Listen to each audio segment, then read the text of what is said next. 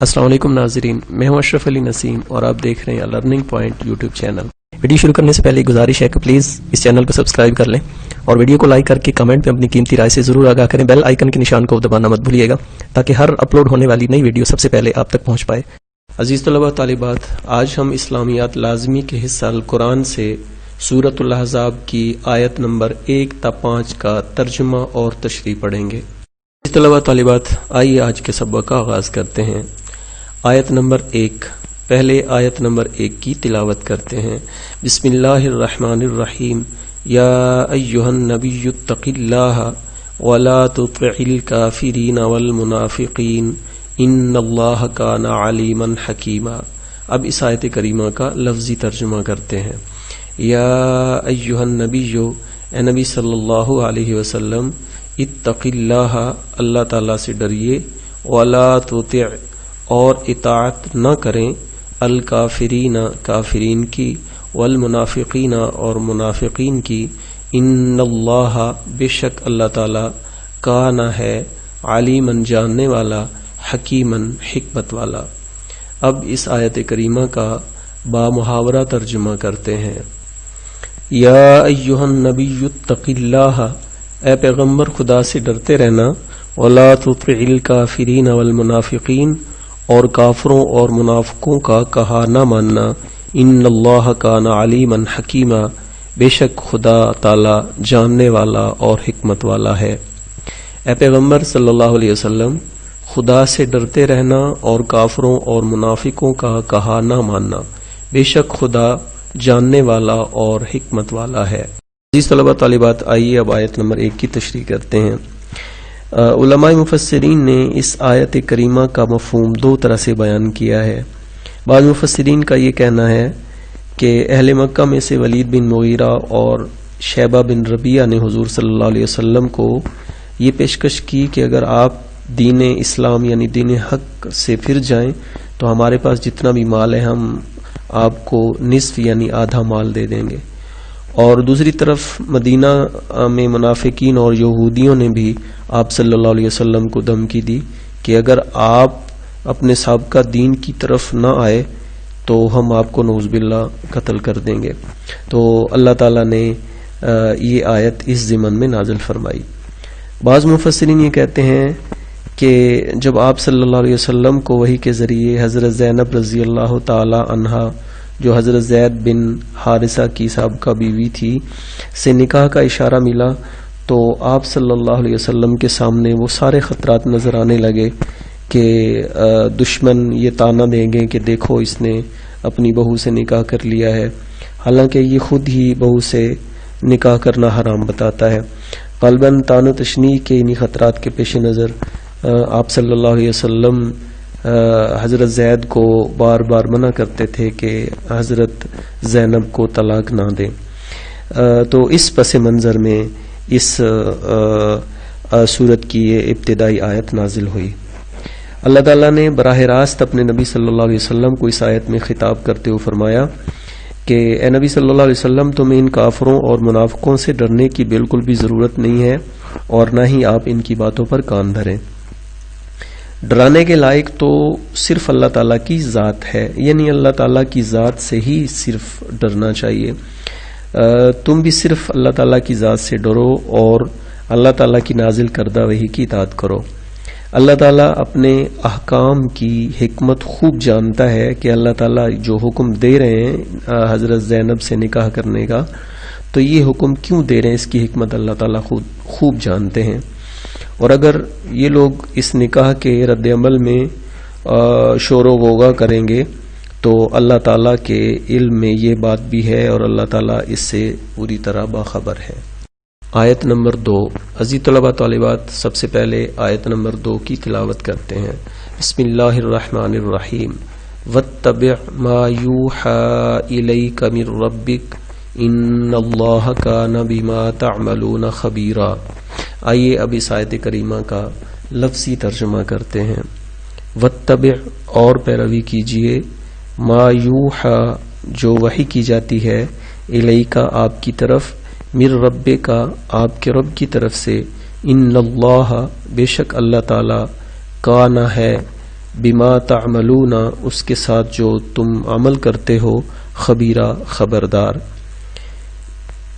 آئیے اب اس آیت کریمہ کا بامحاورہ ترجمہ کرتے ہیں۔ وَاتَّبِعْ مَا يُوحَى إِلَيْكَ مِن رَبِّكَ، اور جو وحی تم کو تمہارے پروردگار کی طرف سے کی جاتی ہے اسی کی پیروی کیے جانا۔ ان اللہ کان بما تعملون خبیرا، بے شک خدا تمہارے سب عملوں سے خبردار ہے۔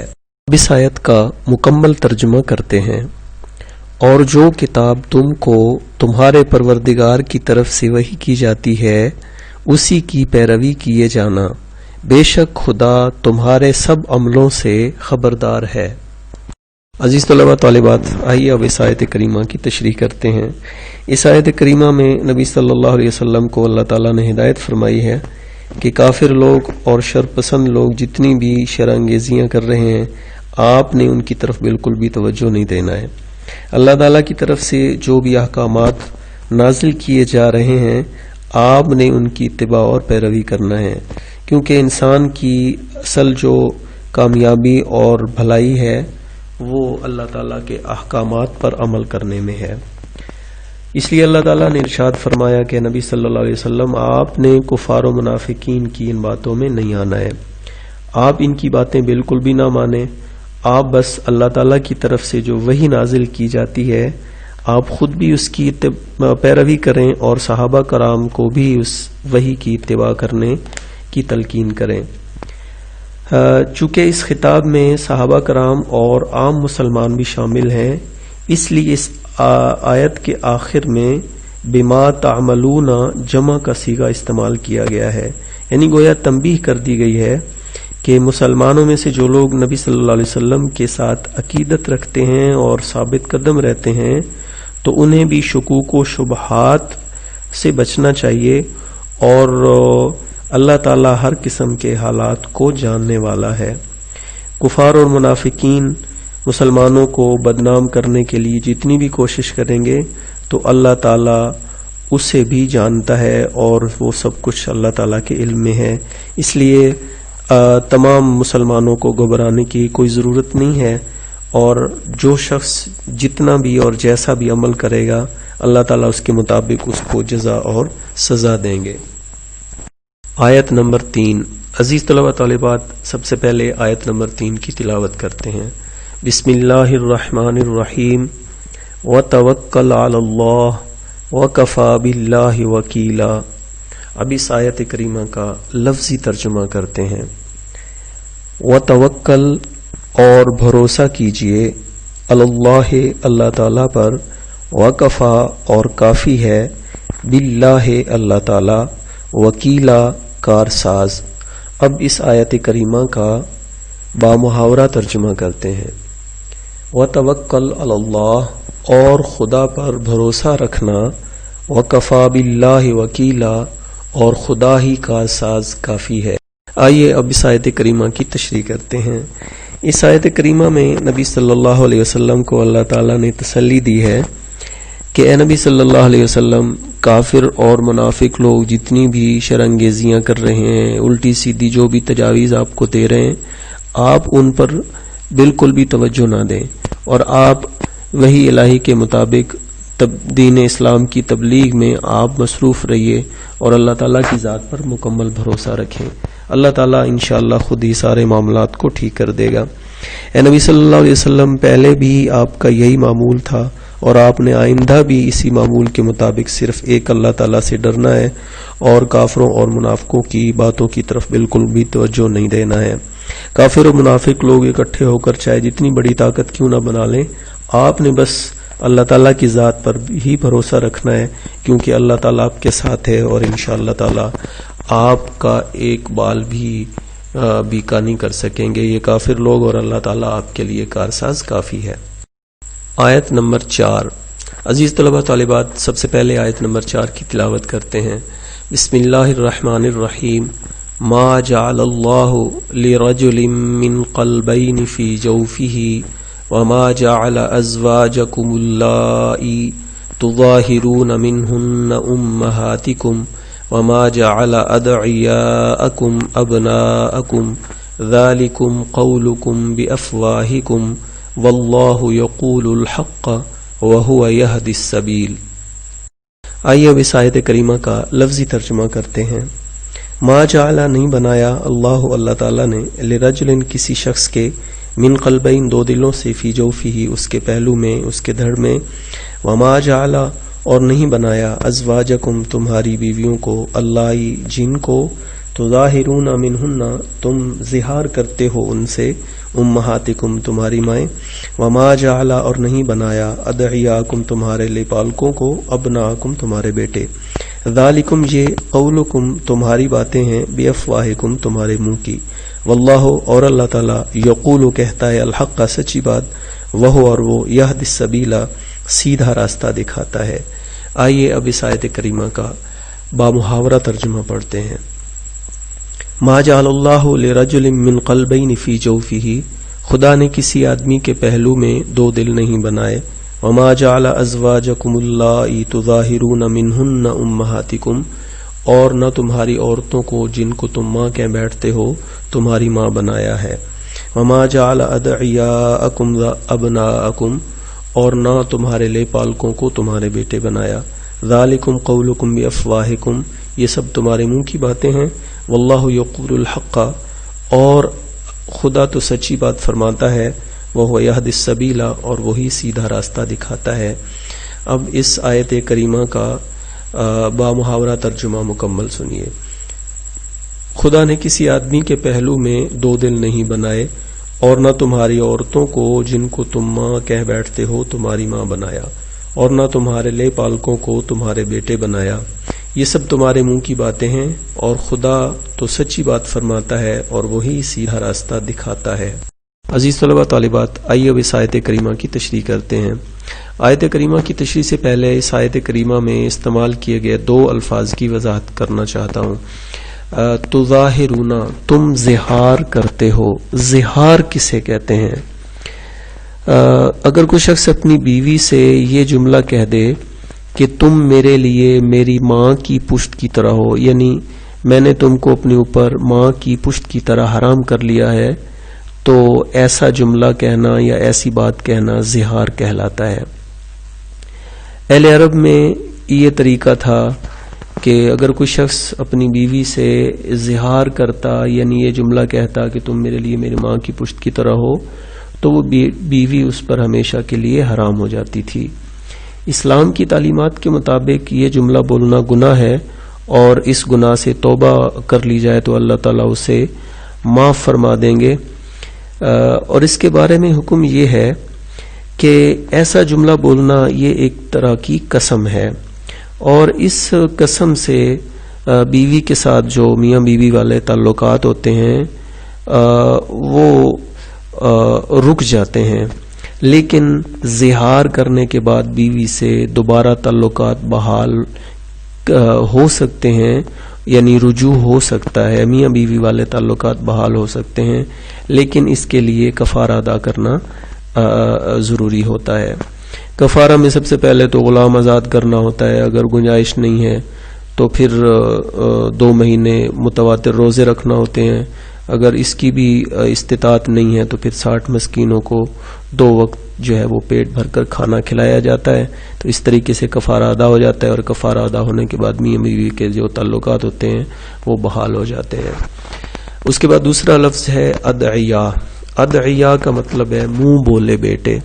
منہ بولے بیٹے مطلب کہ حقیقی بیٹے نہ ہوں، کسی بہن بھائی یا کسی رشتہ دار یا کسی عزیز کا بیٹا جو ہے وہ گود لیا ہوا ہو، اس کو لے پالک بھی کہتے ہیں۔ میں اکثر اوقات طلباء کو بتایا کرتا ہوں کہ لے پالک یعنی لے پال کاکا، یعنی حقیقی بیٹا نہ ہو، کسی دوسرے کا بیٹا لے کر اس کی پرورش کرنا، تو اس کو ادعیاء کہتے ہیں، منہ بولے بیٹے کہتے ہیں۔ اس آیت کریمہ کے پہلے حصے میں ما جعل اللہ لرجل من قلبین فی جوفہ، اللہ تعالیٰ نے ارشاد فرمایا کہ اللہ تعالیٰ نے کسی آدمی کے پہلو میں 2 دل نہیں بنائے۔ مشرکین مکہ میں ایک شخص جمیل بن معمر تھا، یہ بڑا ہوشیار اور تیز ترار آدمی تھا، بہت ہی مکار آدمی تھا۔ یہ دعویٰ کرتا تھا کہ میرے اندر تو 2 دل ہیں اور میں 2 دلوں سے سوچتا سمجھتا ہوں، میرا ایک دل مسلمانوں کے ساتھ ہے اور دوسرا دل کافروں کے ساتھ ہے، جبکہ حضور صلی اللہ علیہ وسلم کا تو ایک ہی دل ہے۔ تو آیت کا یہ جو پہلا حصہ ہے اسی سلسلے میں نازل ہوا، اور اللہ تعالیٰ نے اس کافر کے اس دعوے کو رد کر دیا اور کہا کہ اللہ تعالیٰ نے کسی آدمی کے پہلو میں 2 دل نہیں بنائے ہیں، بلکہ ہر شخص کے پہلو میں ایک ہی دل ہے۔ آیت کا دوسرا حصہ وَمَا جَعَلَ أَزْوَاجَكُمُ اللَّائِي تُظَاهِرُونَ مِنْهُنَّ أُمَّهَاتِكُمْ، اس ضمن میں زمانہ جاہلیت میں اگر کوئی شخص اپنی بیوی کو اپنی ماں کہہ دیتا، یعنی ماں کی پشت کے جیسا کہہ دیتا، تو وہ اس پر ہمیشہ کے لیے حرام سمجھی جاتی تھی۔ جس طرح کہ کسی شخص کی حقیقی ماں اس پر حرام ہوتی ہے، اسی طریقے سے اس کی بیوی کو حرام سمجھا جاتا تھا۔ لیکن ماں تو حقیقت میں ماں ہوتی ہے، اور ماں وہی ہوتی ہے جس نے اس کو جنا ہوتا ہے، اور وہ ماں ایک ہی ہوتی ہے۔ اسلام کی تعلیمات مقدسہ نے آ کر اصل حقیقت کو واضح کر دیا اور بتایا ہے کہ صرف منہ سے کسی بیوی کو ماں کہہ دیا جائے تو وہ ماں نہیں بن سکتی۔ اس آیت کریمہ کے اس حصے میں یہ کہا گیا ہے کہ جس طرح ایک شخص کے 2 دل کبھی نہیں ہو سکتے ہیں، تو اسی طریقے سے اگر کوئی شخص اپنی بیوی سے زہار کرے، یعنی اس کو ماں کہہ دے، تو وہ ماں نہیں بن جاتی ہے، ماں ایک ہی ہوتی ہے۔ جس طرح کسی شخص کے اندر 2 دل نہیں ہو سکتے، اسی طریقے سے کسی شخص کی 2 مائیں نہیں ہو سکتی ہیں، اور اگر کوئی ایسی بیہودہ بات کرتا بھی ہے تو اس کو سزا ملے گی۔ اس آیت کریمہ میں اس حقیقت کو واضح کیا گیا ہے کہ لے پالک اور منہ بولے بیٹے تمہارے کہنے سے تمہارے اصلی اور حقیقی بیٹے نہیں بن سکتے ہیں۔ یعنی اگر کوئی شخص کسی بچے کو اپنا بیٹا بناتا ہے تو وہ بچہ اس کا حقیقی بیٹا نہیں بن سکتا، بلکہ وہ بچہ حقیقی بیٹا تو اپنے حقیقی باپ کا ہی ہوگا، کیونکہ ایک بچے کے 2 باپ نہیں ہو سکتے ہیں۔ اس آیت کریمہ میں اللہ تعالیٰ نے ارشاد فرمایا ہے کہ ذالکم قولکم بافواہکم، یہ جو اصول و قواعد آپ نے بنائے ہوئے ہیں، یہ آپ کے بنائے ہوئے ہیں اور یہ غلط ہیں، یہ ان میں کوئی حقیقت نہیں ہے۔ واللہ یقول الحق وہو یہدی السبیل، کہ اللہ تعالیٰ تو سچی بات فرماتا ہے اور اللہ تعالیٰ لوگوں کو سیدھا راستہ دکھاتا ہے۔ یعنی زمانہ جاہلیت کی جتنی بھی غلط رسومات اور توہمات ہیں، غلط جو رواج ہیں، ان کا رد فرمایا ہے اللہ تعالیٰ نے، اور اللہ تعالیٰ نے حقیقت سے پردہ اٹھایا ہے۔ آیت نمبر 5۔ عزیز طلبہ طالبات، سب سے پہلے اس آیت کی تلاوت کرتے ہیں۔ بسم اللہ الرحمن الرحیم۔ ادعوہم لآبائہم هو اقسط عند اللہ فإن لم تعلموا آباءهم فإخوانكم في الدين ومواليكم وليس عليكم جناح فيما أخطأتم به ولكن ما تعمدت قلوبكم وكان الله غفورا رحيما۔ عزیز طلبہ طالبات، آئیے اب اس آیت کریمہ کا لفظی ترجمہ کرتے ہیں۔ ادعوہم، تم پکارو ان کو، لآبائہم، ان کے باپوں کے لیے، ہوا وہ اقسط زیادہ منصفانہ ہے، عند اللہ اللہ تعالیٰ کے نزدیک، فإن لم تعلموا، پس اگر تم نہیں جانتے ہو، آباءہم، ان کے باپ، فإخوانکم، پس وہ بھائی ہیں تمہارے، فی الدین، دین میں، وموالیکم، اور تمہارے رفیق ہیں، ولیسا، اور نہیں ہے، علیکم، تم پر، جناح، گرفت، حرج، فیما، اس میں، اخطأتم، تم نے غلطی کی، بھی، اس سے، ولیکن، اور لیکن، ما تعمدت، جو ارادہ کریں، قلوبکم، تمہارے دل، وکان اللہ، اور اللہ تعالیٰ ہے، غفوراً، درگزر کرنے والا، رحیماً، رحم کرنے والا۔ آئیے اب اس آیت کریمہ کا بامحاورہ ترجمہ کرتے ہیں۔ ادعوہم لآبائہم، لے پالکوں کو ان کے اصل باپوں کے نام سے پکارو، ہوا اقسط عند اللہ، کہ خدا کے نزدیک یہی درست بات ہے۔ فَإِن لَّمْ تَعْلَمُوا آبَاءَهُمْ، پس اگر تمہیں ان کے باپوں کے نام معلوم نہ ہوں، فَإِخْوَانُكُمْ فِي الدِّينِ وَمَوَالِيكُمْ، تو دین میں تمہارے بھائی اور دوست ہیں۔ وَلَيْسَ عَلَيْكُمْ جُنَاحٌ فِي مَا أَخْطَأْتُمْ بِهِ، اور جو بات تم سے غلطی سے ہو گئی ہو اس میں تم پر کچھ گناہ نہیں۔ وَلَٰكِن مَّا تَعَمَّدَتْ قُلُوبُكُمْ، لیکن جو تم قصد دلی سے کرو اسی پر مواخذہ ہے۔ وَكَانَ اللَّهُ غَفُورًا رَحِيمًا، اور خدا تعالی بخشنے والا مہربان ہے۔ اب آیت نمبر 5 کا مکمل آیت کا بامحاورہ ترجمہ سنیے۔ مومنوں، لے پالکوں کو ان کے اصل باپوں کے نام سے پکارا کرو، خدا کے نزدیک یہی درست بات ہے۔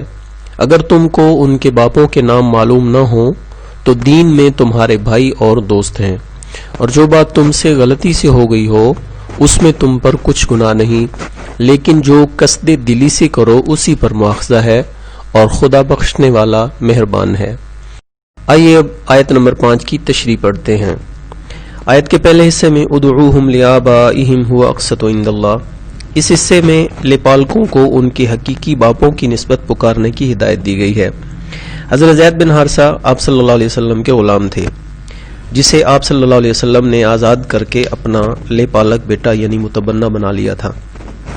لوگ آپ صلی اللہ علیہ وسلم کی نسبت سے حضرت زید کو سیدنا زید بن محمد کہا کرتے تھے، لیکن جب یہ آیت کریمہ نازل ہوئی کہ تم لوگ ان لے پالکوں کو ان کے حقیقی باپوں کی نسبت سے ہی پکارا کرو، تو چنانچہ روایات میں آتا ہے کہ اس کے بعد حضرت زید رضی اللہ تعالیٰ عنہ کو لوگ زید بن محمد کے بجائے زید بن حارثہ کہنے لگے، یعنی حارثہ جو حضرت زید کے حقیقی باپ تھے ان کی نسبت حضرت زید بن حارث کا نام لیا گیا۔